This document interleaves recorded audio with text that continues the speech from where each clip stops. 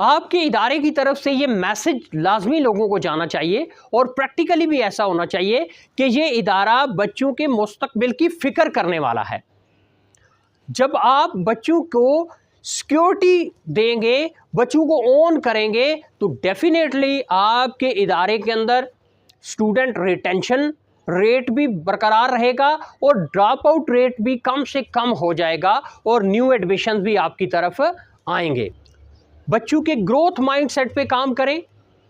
बच्चों को growth mindset के हवाले से आपसे जो भी गाइड करने में इनपुट आप दे सकते हैं वो लाजमी दें, क्योंकि जब तक बच्चों का ग्रोथ माइंडसेट नहीं होगा बच्चे नहीं सीखेंगे।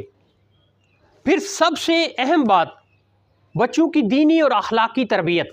इसलिए बच्चों की अखलाकी और दीनी तरबियत पर लाजमी फोकस करें कि